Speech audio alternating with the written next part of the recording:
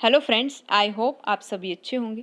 इस वीडियो में हम पियाजेस थ्योरी की बात करेंगे, जिसमें हम कोग्निटिव डेवलपमेंट की 4 स्टेजेस के बारे में जानेंगे जो पियाजे की थ्योरी में एक्सप्लेन की गई हैं।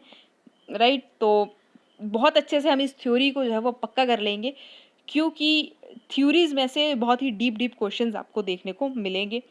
और ऑलरेडी हम डेवलपमेंट वाले टॉपिक में इसकी बात कर चुके हैं, लेकिन फिर से हम इसको बहुत अच्छे से एक्सप्लेनेशन के साथ पढ़ेंगे, ताकि कोई भी चीज़ जो है वो इसमें से छूटे ना। राइट, तो वीडियो को शुरू करने से पहले अगर आप इसका पीडीएफ चाहते हैं तो प्लीज़ हमें इंस्टाग्राम पर फॉलो कर लें।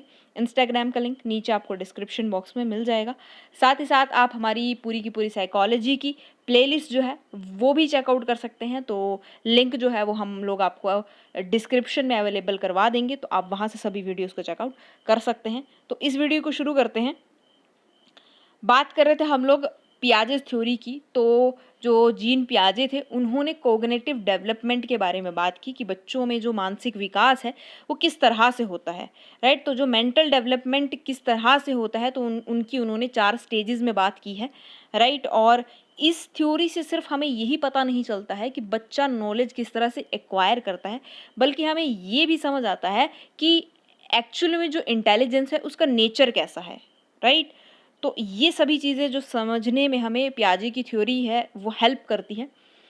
तो पियाजे ने 4 स्टेजेस की बात की थी। राइट, तो सबसे पहली है सेंसरी मोटर। ये बर्थ से 2 साल के बच्चों में देखी जाती है सेंसरी मोटर। उसके बाद प्री ऑपरेशनल स्टेज है, तो बच्चा जब 2 से 7 वर्ष का होता है तो वो प्री ऑपरेशनल स्टेज पर होता है। तीसरी है कॉन्क्रीट ऑपरेशनल स्टेज, तो 7 से 11 वर्ष का जो बच्चा है उसमें ये देखा जाएगा। और फॉर्मल ऑपरेशनल स्टेज मतलब कि 12 या 12 से बाद वाले जो भी बच्चा है या जब वो एडल्ट हो गया। राइट, तो तब तक की ये स्टेज होती है। तो जब हम सेंसरी मोटर की बात करते हैं तो देखिए एज ग्रुप्स आप सभी के याद रखेंगे, सीधा सीधा क्वेश्चन कई बार यहाँ से भी आपको देखने को मिल सकता है। राइट, तो सेंसरी मोटर में बच्चा जो है वो सेंसेस के थ्रू चीज़ों को समझता है, छू करके देखता है, एक्शंस करके जो है वो समझने की कोशिश करता है अपने आसपास के चीज़ों को। राइट, वहीं पे प्री ऑपरेशनल की अगर हम बात करें तो यहाँ पे बच्चा उस समय पे लैंग्वेज सीख जाता है और उसके दिमाग में चीज़ों के प्रति जो है वो मेंटल इमेजेस भी बनना शुरू हो जाती है। जिस तरह से अगर हम उसके सामने सेब की बात करें कि ये क्या है, ये एप्पल है।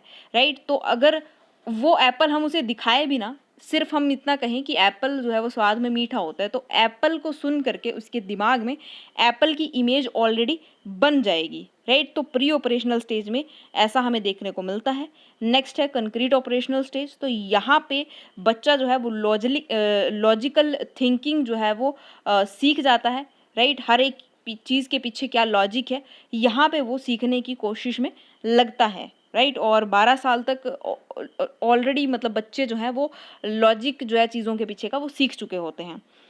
और अगर हम बात करें फॉर्मल ऑपरेशनल स्टेज की, तो यहाँ पे बच्चे की थिंकिंग जो है वो हाइपोथेटिकल हो जाती है और साइंटिफिक रीज़न मतलब हर एक चीज़ के पीछे जो है वो साइंटिफिक रीज़न उसे पता लग जाता है इस स्टेज तक।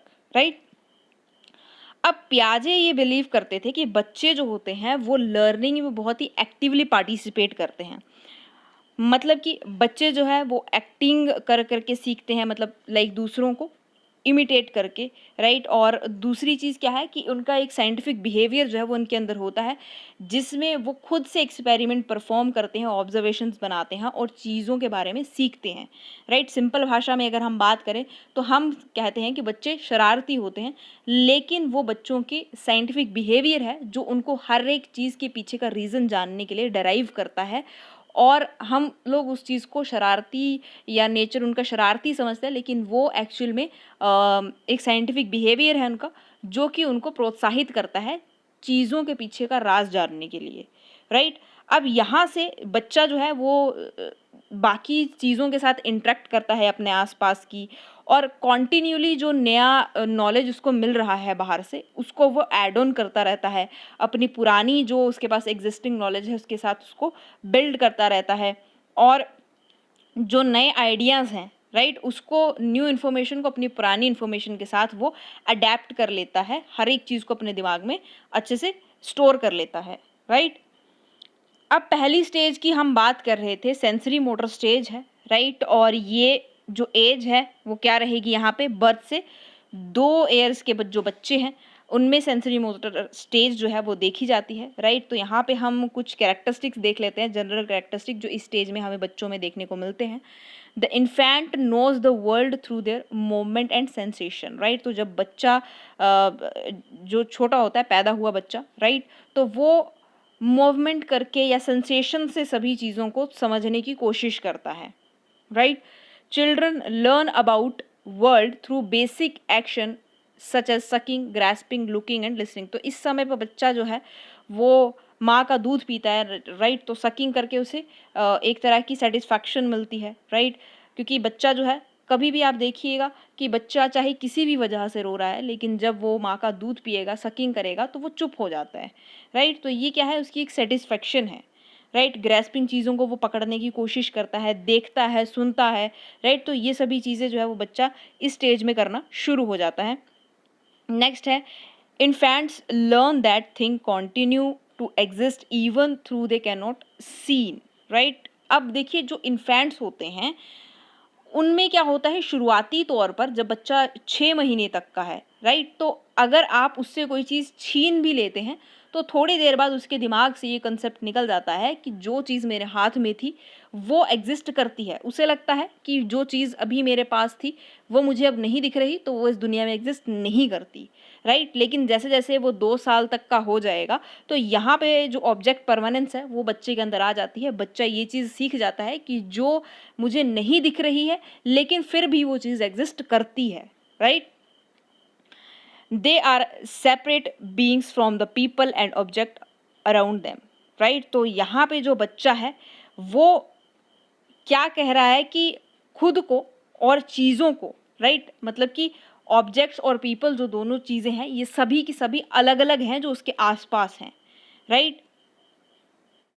नेक्स्ट बात करते हैं, they realize that their actions can cause things to happen in the world around them, right. तो अब यहाँ पे बच्चे की सोच क्या होती है कि उसके एक्शंस के कारण ही जो चीज़ें हैं दुनिया में वो चेंज हो रही हैं, वो हो रही हैं, राइट। अगर वो चाहता है कि सूरज जो है वो ईस्ट से निकले तो सूरज ईस्ट से निकल रहा है, राइट। तो उसे लगता है कि सारी चीज़ें जो है वो मेरे ही वजह से इस दुनिया में है, राइट। उसके बाद नेक्स्ट स्टेज है द प्री ऑपरेशनल स्टेज। तो ये एज ग्रुप कौन सा है, 2 से 7 ईयर्स का, राइट।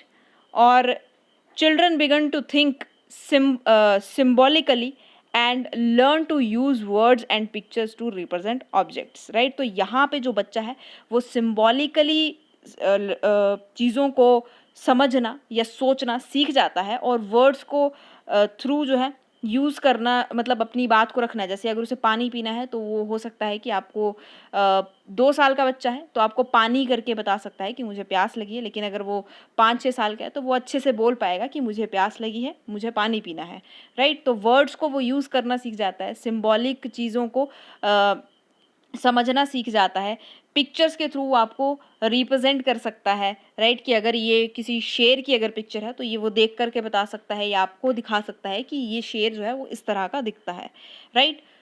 उसके बाद हम बात करते हैं दूसरी, children at this stage tend to be egocentric and struggle to see things from the perspective of others, right. तो यहाँ पे जो बच्चा है वो थोड़ा सा ईगोसेंट्रिक होता है, उसमें मैं की भावना होती है, राइट। तो अगर जैसे सिबलिंग्स में ही ऐसा होता है कि अगर छोटा बच्चा है, राइट, उसके ऑलरेडी बड़े भाई बहन हैं तो वो मैं की भावना दिखाएगा कि जो पापा हैं वो सिर्फ मेरे हैं, जो मम्मी है वो सिर्फ मेरी है, राइट, बाकियों की नहीं है, राइट। 2-3 साल तक के जो बच्चे होते हैं उनमें ये ईगोसेंट्रिक बिहेवियर जो है वो देखा जाता है, उसकी जो चीज़ है वो सिर्फ उसकी है, राइट। लेकिन 7 साल तक का जब बच्चा हो जाता है तो उसमें ईगोसेंट्रिक नेचर थोड़ा सा कम हो जाता है, उसे समझ में आ जाता है कि जो सारी चीज़ें हैं वो सिर्फ उसके लिए ही नहीं है, वो सभी के लिए सेम हो रही हैं, राइट। उसे लगता है कि अगर धूप निकल रही है तो मेरे लिए है, बारिश हो रही है तो मेरे लिए है, लेकिन ये नेचर 7 साल तक के बच्चों में धीरे धीरे जो है वो सही हो जाता है, वो समझने लग जाता है कि ये नेचुरल चीज़ है, राइट, ये सिर्फ उसके लिए नहीं हो रही है। नेक्स्ट हम लोग बात करते हैं, while they are getting better with language and thinking they still tend to think about things in very concrete terms, right. तो यहाँ पे क्या है कि अब यहाँ पे धीरे धीरे बच्चा जो है वो लैंग्वेज थोड़ी सी बेटर करना शुरू करेगा, सोच में उसके बदलाव आना शुरू होगा, राइट। तो धीरे धीरे लैंग्वेज में और थिंकिंग में आपको डेवलपमेंट यहाँ पे देखनी को मिलेगी, राइट। और इस एज के दौरान मतलब 7 साल तक बच्चा जो है वो अच्छे से कंक्रीट टर्म्स में सोचना जो है, चीज़ों को सोचना वो सीख जाता है, राइट। तो यहाँ पे सबसे मेन चीज़ ये है कि ईगो सेंट्रिक नेचर जो है ये आप याद रखेंगे 2 से 7 वर्ष के बच्चों के बीच में होता है। कौन सी स्टेज है? तो प्री ऑपरेशनल स्टेज है। नेक्स्ट चलते हैं हम लोग द कंक्रीट ऑपरेशनल स्टेज। तो यहाँ पे 7 से 11 का एज ग्रुप है। During this stage, children begin to thinking logically about concrete events। तो यहाँ पे बच्चे जो है वो लॉजिकली चीज़ों को सीखना सोचना जो है वो शुरू कर देते हैं, क्योंकि ऑलरेडी उनके दिमाग में उस चीज़ का कॉन्सेप्ट जो है वो बना होता है, right. They begin to understand the concept of conservation, that the amount of liquid in a short wide cup is equal to that in a tiny skinny glass for example, right. अब यहाँ पे एक example दे करके conservation का जो concept है वो समझाया गया है। वहीं अगर पीछे जो हमने प्री ऑपरेशनल स्टेज में देखा था तो यहाँ पे कंजर्वेशन जो है वो बच्चों के अंदर नहीं होती है, राइट। जो उन्हें दिखता है कि ये जो है साइज़ में अगर कोई चीज़ बहुत ज़्यादा बड़ी है तो यही जो है ज़्यादा है, और अगर छोटी है तो वही जो है वो चीज़ छोटी है, राइट। अभी इसको समझते हैं। कंजर्वेशन का मतलब क्या है कि अगर हमने एक स्किनी सा ग्लास लिया, राइट, और एक हमने वाइड ग्लास लिया, दोनों में हमने मान लेते हैं कि 5-5 ml जो है वो पानी डाला है, राइट, दोनों में। लेकिन अब स्किनी ग्लास में जो पानी है उसकी मात्रा थोड़ी सी ज़्यादा दिख रही है क्योंकि वो लंबाई में ज़्यादा है। लेकिन वहीं पे जो वाइड वाला गिलास है, चौड़े वाला गिलास है, उसमें पानी कम लग रहा है, बल्कि दोनों गिलासों में जो क्वांटिटी है वो सेम है। अब अगर प्री ऑपरेशनल स्टेज का बच्चा होगा तो वो आपको देख करके बताएगा कि अगर हम दोनों को नाम दे दें, ये ए वाला कप है और ये बी वाला, तो वो ये कहेगा कि ए वाले गिलास में जो है वो पानी ज़्यादा है, राइट। वहीं इस स्टेज पे जब हम कॉन्क्रीट ऑपरेशनल स्टेज पे हैं तो यहाँ पे जो बच्चा है वो ये आपको कंजर्वेशन का कॉन्सेप्ट जो है वो समझ जाएगा कि दोनों में जब इक्वल अमाउंट का पानी डला है तो दोनों में पानी सेम है। ये बात अलग है कि दिखने में ये ज़्यादा लग रहा है लेकिन दोनों में पानी जो है वो सेम है, राइट। तो ये जो कॉन्सेप्ट है कंजर्वेशन का यहाँ पे बच्चों में बन जाता है, वहीं प्री ऑपरेशनल स्टेज में ये चीज़ नहीं होती है, राइट। नेक्स्ट बात करते हैं हम लोग their thinking becomes more logical and organised but still very concrete, right. तो यहाँ पे बच्चे की जो थिंकिंग है वो और ज़्यादा लॉजिकल हो जाती है और ज़्यादा ऑर्गेनाइज्ड हो जाती है, राइट। और यहाँ पे फिर भी जो सोच है वो कहीं ना कहीं पे कंक्रीट रहती है, उन्हें पूरी तरह से चीज़ों का नॉलेज नहीं होता है, राइट। नेक्स्ट चलते हैं children begin using inductive logic और reasoning from specific information to a general principle, right. तो एक स्पेसिफिक इंफॉर्मेशन से जनरल प्रिंसिपल तक का जो सफ़र है वो यहाँ पे वो लोग तय करना शुरू कर देते हैं, राइट। रीजनिंग की जो एबिलिटी है वो बच्चों के अंदर आ जाती है। तो यहाँ पे आप याद रखेंगे कि इंडक्टिव लॉजिक जो है यहाँ पे बच्चे इस्तेमाल करते हैं। कौन सी स्टेज है? तो कंक्रीट ऑपरेशनल स्टेज है, राइट। नेक्स्ट चलते हैं हम लोग फॉर्मल ऑपरेशनल स्टेज की बात करते हैं। एज ग्रुप है 12 से बाद वाला, राइट, 12 या 12 से बाद वाला। At this stage the adolescent और young adult begins to think abstractly and reason about hypothetical problems, right. तो यहाँ पे जो बच्चा है वो हाइपोथेटिकली सोचना शुरू कर देता है क्योंकि वो इस समय जो है वो एडोलिसेंट स्टेज पे है, तो अब्स्ट्रैक्टली हर एक चीज़ को सोचना शुरू कर देगा। अब्स्ट्रैक्टली का मतलब है कि जैसे कोई चीज़ उसे पता चली तो वो उसके पीछे का रीज़न जानने की कोशिश करेगा स्टेप बाय स्टेप, राइट। तो that is abstract thinking, right. Abstract thoughts emerges, right. तो यहाँ पे अब्स्ट्रैक्ट थॉट्स जो हैं वो यहाँ पे दिमाग में जो है वो आना शुरू हो जाते हैं। अब्स्ट्रैक्ट थॉट्स क्या होते हैं मैंने अभी आपको बता दिया है, राइट। उसके बाद teens begin to think more about moral, philosophical, ethical, social and political issues that require theoretical and abstract reasoning, right। तो यहाँ पे जो बच्चा है, अब यहाँ पे देखिए पहले जो बच्चे थे उन्हें इतना ज़्यादा नॉलेज नहीं होता है कि मोरल वैल्यूज़ क्या हैं या फिलोसफिकल चीज़ें क्या हैं, एथिकल चीज़ें क्या हैं, सोशल चीज़ें क्या हैं। लेकिन यहाँ पे जो बच्चा है वो मोरली, फिलोसफिकली, एथिकली, सोशली, इन सभी चीज़ों से जो है वो इन सभी प्रकार से सोचना शुरू कर देता है, पॉलिटिकल इश्यूज़ के बारे में सोचना शुरू कर देता है, राइट। और यहाँ पे इन सभी चीज़ों में क्या चाहिए, थ्योरेटिकल नॉलेज और एब्स्ट्रैक्ट रीजनिंग की ज़रूरत पड़ती है, तो यहाँ पे बच्चे के अंदर वो पूरी तरह से डेवलप हो चुका होता है। उसके बाद begin to use deductive logic, right. तो इंडक्टिव लॉजिक हमने पीछे वाले स्टेज में ऑलरेडी पढ़ा था, राइट। तो यहाँ पे फॉर्मल ऑपरेशनल स्टेज में वो कौन सा लॉजिक यूज़ करेंगे, तो डिडक्टिव लॉजिक जो है वो यहाँ पे यूज़ होता है। Reasoning from a general principle to specific information, right. तो यहाँ पे जनरल प्रिंसिपल से स्पेसिफिक इंफॉर्मेशन तक पहुँचा जाता है इस लॉजिक में, राइट। तो ये सभी चीज़ें आप याद रखेंगे। नेक्स्ट बात करते हैं हम लोग, to better understand some of the things that happen during cognitive development, it is important first to examine a few of the important ideas and concepts produced by पियाजे, राइट। तो यहाँ पे अब पियाजे ने एक और जो है बात कही, राइट, कि जो बच्चा है वो किस कॉन्सेप्ट के बेस पर सभी चीज़ों को सीखता है या सोचता है, राइट। तो सोचने के बारे में भी उन्होंने ये चीज़ बताई थी, राइट। तो the following are some of the factors that influence how children learn and grow, right। तो ये कुछ फैक्टर्स हैं जो इन्फ्लुएंस करते हैं बच्चे की सीखने की क्षमता को और ग्रो होने की क्षमता को, राइट। उसमें सबसे पहले है स्कीमास, राइट। तो schemas describe both the mental and physical action involves in understanding and knowing, right. तो जो भी मेंटल और फिजिकल एक्शंस हैं जो कि किसी चीज़ को समझने में या किसी चीज़ को जानने में हेल्प कर रही है, वो क्या है, वो स्कीमास हैं, right. Schemas are categories of knowledge that help us to interpret and understand the world, right. तो स्कीमास क्या है, कुछ नॉलेज की कैटेगरीज हैं जो हमें वर्ल्ड को समझने में, राइट, दुनिया को समझने में, दुनिया की चीज़ों को समझने में हमारी हेल्प करती हैं। पियाजे की व्यू से देखा जाए तो a schema includes both a category of knowledge and the process of obtaining that knowledge, right. तो ये दोनों चीज़ों को इंक्लूड करता है, नॉलेज की कैटेगरी भी और उस वो पूरा प्रोसेस भी जिससे हमने वो नॉलेज लिया है, राइट। दोनों को ये इंक्लूड करता है। As experiences happen, this new information is used to modify, add to और change previously existing schemas, right। तो जैसे जैसे बच्चा जो है वो चीज़ों को एक्सपीरियंस करता जाता है, न्यू इन्फॉर्मेशन में ये चीज़ें मॉडिफाई होती जाती हैं, जो प्रीवियसली एग्जिस्टिंग स्कीमाज होंगे जो पहले से उसके दिमाग में एग्जिस्ट करते हैं, वो सिचुएशन के साथ बदल जाते हैं या फिर वो उनमें कोई नई नॉलेज जो है वो एड ऑन करता जाता है, जैसे कि जैसे वो नई चीज़ें एक्सपीरियंस करता जाएगा। नेक्स्ट उन्होंने कहा कि दूसरी चीज़ क्या है, एसिमिलेशन की उन्होंने बात की कि एसिमिलेशन क्या है, ये एक ऐसा प्रोसेस है जिसमें बच्चा जो है वो न्यू नॉलेज को ऐड करता है किसके साथ, जो ऑलरेडी एग्जिस्टिंग स्कीमाज उसके पास थी, राइट, उसको हम कह रहे हैं एसिमिलेशन, राइट।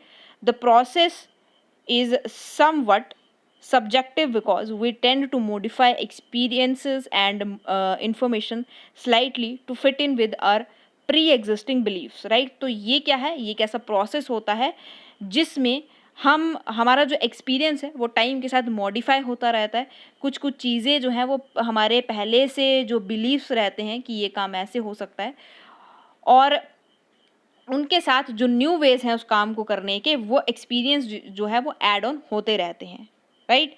तो एग्जाम्पल के तौर पे यहाँ पे देखा गया है, seeing a dog and labelling it, dog is a case of assimilating and animals into the child dog schema, right. तो यहाँ पे अगर एक डॉग का एग्जाम्पल लेकर के हम चलें कि डॉग को हमने इस तरह से जो है वो ट्रेन किया है कि वो अ, इस ड्रॉअर के पास आकर के खाना खा रहा था, राइट।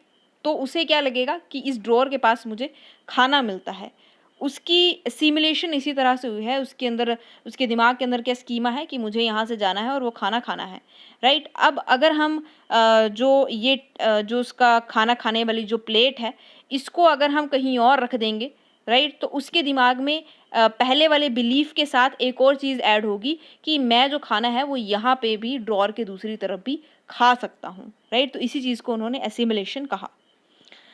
दूसरी चीज़ है एकोमोडेशन। तो another part of adapting involves changing or altering our existing schemas in light of new information, the process known as accommodation, right। तो ऐसा एक प्रोसेस, राइट, जहाँ पे हमारे जो एग्जिस्टिंग स्कीमाज हैं उनमें बिल्कुल से बदलाव आ जाता है, राइट। कोई नई इन्फॉर्मेशन जो है वो हमारे दिमाग में आ जाती है, जो हमने बाहर से सीखी है उसको हम क्या कहेंगे, एकोमोडेशन, राइट। उस न्यू इन्फॉर्मेशन को हमने अपने दिमाग में बिठा लिया, दैट इज एकोमोडेशन।